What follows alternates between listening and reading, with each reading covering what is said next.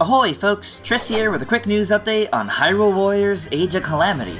Data miners have dug into the recently released demo to the game, which contains the first chapter. Be warned, there are spoilers for Age of Calamity in this video, so if you don't want to know what was found, you better turn back now. Still with us? Alright, so let's go over what was found. For the most part, the majority of the assets not used in the demo just aren't present. Even the 4 champions are missing. So it's clear that Nintendo and Koei Tecmo wanted to scrub this demo clean to avoid anything leaking out.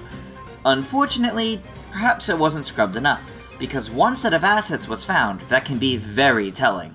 A bunch of map icons have been found, which are used on the world map screen. We can see icons for surfaces, such as shops, the blacksmith, and stables. The first 3 rows are filled with characters, so let's go through them.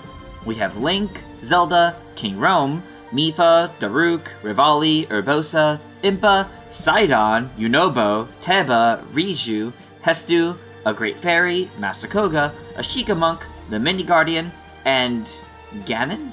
Or perhaps a Ganon Blight? That's a lot of characters. But what does this mean? Well, we know that the majority of these characters will be playable.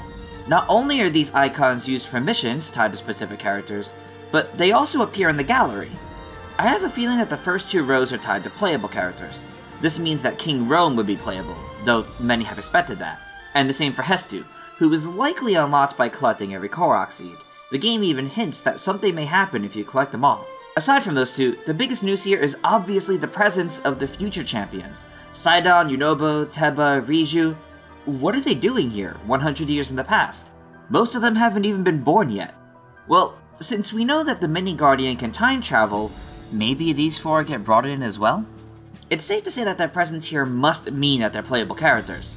And if they're found now, they likely aren't special added DLC, but part of the base game. Just what is this story going to turn into? Hopefully this doesn't turn into a Back to the Future plot. The Legend of Zelda as a series is no stranger to time travel plots, so we'll just have to wait and see what's in store for these 4 future champions. Moving on to the 3rd row, while these could represent playable characters, I'm not so sure. The Great Fairy could be used to simply mark their locations on the map, and they exist as a helpful service, much like Breath of the Wild.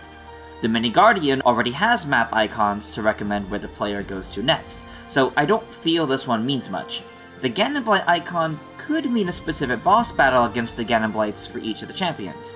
A final boss battle, perhaps.